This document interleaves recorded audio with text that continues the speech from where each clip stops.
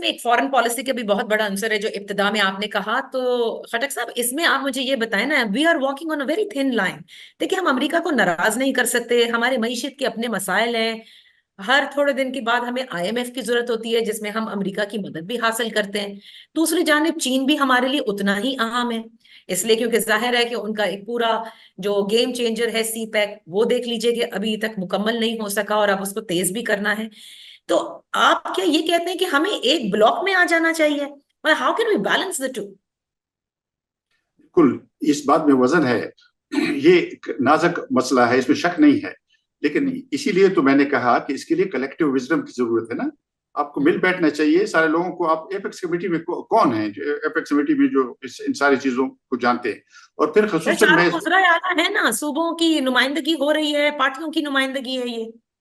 یہ عرض کرنا چاہتا ہوں, حکمران پارٹیوں کے کچھ نمائندے وہاں تھے, لیکن یہ ایسا مسئلہ نہیں ہے کہ 10-20 افراد کا مسئلہ. اور خصوصاً ٹینیور والے افراد کے فیصلوں پر میں اس لیے اعتراض کرنا چاہتا ہوں کہ دیکھیں ان کے 3 سال ہیں, وہ گزر جائیں گے, وہ چلے جائیں گے.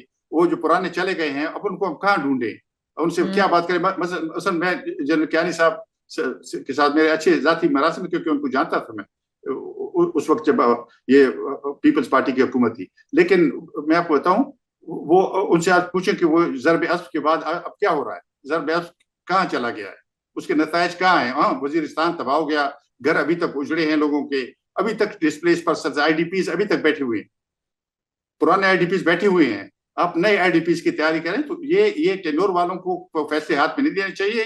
یہ میرا خیال ہے سیاسی لوگوں کو فیصلے کرنے چاہیے, اور ان کو بھی اپوزیشن اور اس کا فرق نہیں کرنا چاہیے کہ یہ پارٹی اپوزیشن کی ہے یا حکومت کی ہے, یہ دائیں کی ہے یا بائیں بازو کی ہے, یہ اس صوبے کی ہے اس صوبے کی ہے.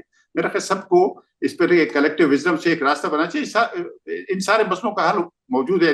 آپ اگر عقل سے کام کرنا چاہیں, لیکن اگر مفادات کی جنگ ہو, اگر آپ کے مغرب میں کاروبار ہوں اور آپ ان کو بچانا چاہتے ہوں, یا آپ کی کوئی اور مجبوری, وہ اور بات ہے.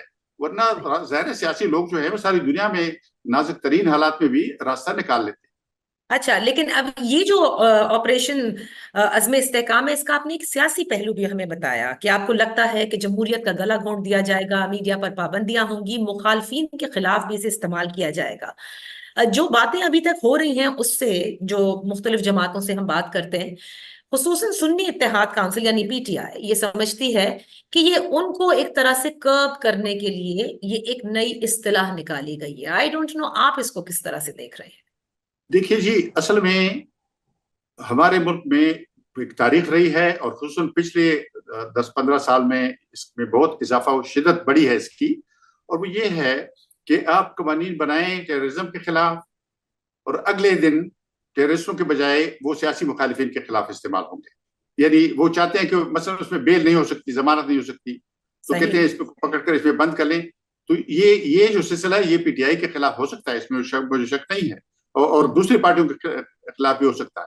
یعنی جیسے دیکھیں نا, یہ ہمارے جو این ڈی ایم کے چیئرمین محسن داور صاحب کے ساتھ الیکشن کے دوران کیا ہوا, یعنی ان پر پہلے دہشت گردوں نے حملہ کیا, اس میں اللہ نے ان کو بچایا, تو پھر اس کے بعد سرکاری فورسز نے ان پر گولی چلائی, اور 4 ان کے ساتھی شہید ہوئے, اور وہ خود بری طرح زخمی ہوئے.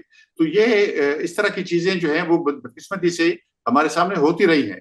اس لیے اگر حکومت سیدھے سے سنجیدہ ہے تو بجائے اس کے کہ صرف لان تان کرے یا صرف جھوٹے بیانات دے, ان کو چاہیے کہ وہ بیٹھیں لوگوں کے ساتھ اور ایک سنجیدگی سے ان کا نقطہ نظر سنیں کہ جو لوگ اس کے مخالف ہیں کیوں مخالف ہیں. وہ ظاہر پاگل تو نہیں, دہشت گردوں کا کوئی حامی نہیں ہے. میں آپ کو یقین دینا چاہتا ہوں کہ خیبر پختونخوا کے لوگوں نے دہشت گردی سے سب سے زیادہ نقصان اٹھایا ہے, اس لیے وہاں سب لوگ دہشت گردی کے مخالف ہیں. لیکن فوجی آپریشنوں کا بھی ان کا جو تلخ تجربہ ہے, 12-13 آپریشن ہوئے ہیں, اور ان سے ان کا جو نقصان ہوا ہے, اور اس کے بعد کیا کریڈیبلٹی رہ جاتی ہے, اور کریڈیبلٹی بنانے کے لیے آپ نے کیا کیا ہے.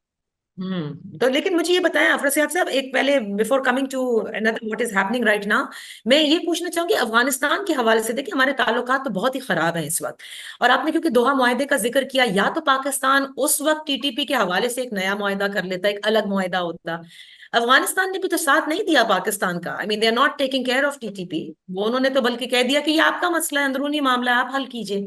تو کیا کریں پھر ہم؟ پاکستان بھی تو ایک مشکل میں ہے, اور خصوصاً خیبر پختونخوا مشکل میں ہے. دیکھیں جی, اس مشکل میں بھی اس پر بات نہیں ہوتی نا. مشکل یہ یہاں بات اس پر نہیں ہوتی نا.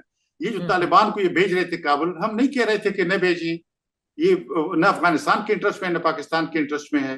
لیکن یہ طالبان کو جب بھیجا جا رہا تھا اور یہاں وہ 15-20 سال رہے، اچھا اب دن رات ان کو دیکھتے رہے یہاں، کیونکہ چھوٹا سا صوبہ ہمارا، لیکن یہ کہتے ہیں نہیں نہیں نہیں یہاں کوئی نہیں ہے. ابھی تک وہ ڈینائل میں رہتے. ڈینائل سے تو نہیں ہوگا نا. طالبان اور ٹی ٹی پی کوئی الگ تنظیمیں نہیں ہیں، یہ ایک ہی تنظیم ہے. ایک ان کا امیر ہے، ایک ان کی آئیڈیالوجی ہے. اس امیر کی بیعت جب وہ کرتے ہیں تو وہ اس ڈسپلن کے پابند ہیں. تو یہ باتیں، یہ تو سیاسی باتیں ہیں ایسے توجہ ہٹانے کے لیے کہ وہ الگ تنظیم ہے، یہ الگ تنظیم ہے. ہمارے لوگ بھی چلے جاتے ہیں وہ لوگوں کو بہکانے کے لیے یا بہلانے کے لیے کہ ہو جائے گا، ہو رہا ہے انشاءاللہ، ہم کوشش کر رہے ہیں. یہ نہیں ہوگا. یہ ایک بڑا کھیل ہے، وہ واضح طور پر میں عرض کرنا چاہتا ہوں. یہ ایک بڑا کھیل ہے. اب دیکھیں گے اسکیلیشن ہوگی. It will get worse before it gets better. ایسے حالات ہمارے سامنے ہیں. اس لیے Worse than what happened after 9/11؟ جی ایسے 9/11 نہیں، لیکن میرا خیال ہے ہمارا جو خطہ ہے اس کو 2009 میں رچرڈ ہالبروک نے کہا تھا ایف پیک، اسلام آباد میں انہوں نے کہا تھا، آپ کو یاد ہوگا. ہم لوگ پاکستان کے صحافیوں نے جب اعتراض کیا تو اس نے کہا but this is one operation theatre, یعنی جنگ کا میدان ایک ہی ہے. ایسے لگتا ہے کہ مشرق وسطی میں آپ دیکھیں وہاں بھی سعودی عرب میں اصلاحات ہوئی ہیں، مجھے خوشی ہے، میں اس کا خیر مقدم کرتا ہوں. انتہا پسندی کو انہوں نے پیچھے دھکیلا ہے. شام میں بھی کچھ جنگ میں کمی آئی ہے، لیکن وہاں سے جو داعش ہے وہ کہاں جائے گی، القاعدہ وہاں سے کہاں جائے گا، یا جو ایران کی حامی تنظیمیں ہیں جو شام میں لڑتی رہی ہیں وہ کہاں جائیں گی؟ وہ سب ایف پیک میں آئیں گی. ایف پیک اماجگاہ بن رہا ہے عالمی دہشت گردی کا، اور وہ اس لیے کہ روس، چین ایک طرف، امریکہ برطانیہ اور دوسری طرف ان کے درمیان عالمی غلبے پر تنازع ہے، عالمی نظام کے بدلنے پر تنازع ہے.